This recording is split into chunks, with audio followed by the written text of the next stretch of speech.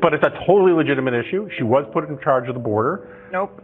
She was put in charge of reaching out to the South and Central American countries to stem the immigration. Now what she's up against is folks lying about her border record, calling her a border czar. The Biden team didn't declare her the border czar. Republicans named her the border czar.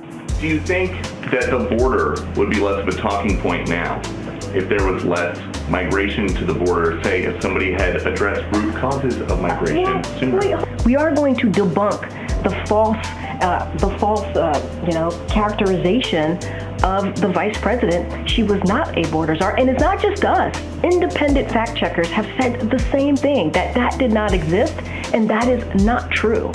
This is just another area in which they don't want you to believe your ears or your eyes. They told us Joe Biden was fine. They told us he was going to finish the race. We watched the debate, and then it all fell apart. Now they want us to say that even though the borders collapsed, it's an absolute mess. It's, along with Afghanistan, the biggest blight of their administration. So we have to remove it from Kamala Harris's portfolio by telling everyone we never said it. The problem is you did. Listen. Asked her, the VP today, because she's the most qualified person to do it, to lead our efforts with Mexico and the Northern Triangle and the countries that help. We're going to need help in stemming the movement of so many folks stemming the migration to our southern border. Well, we are going to the border. We have to deal with what's happening at the border. There's no question about that.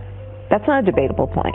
How did you decide that right now was the right time to make your first trip to the border? Well, it's not my first trip. I've been to the border many times. As the person in charge of the response.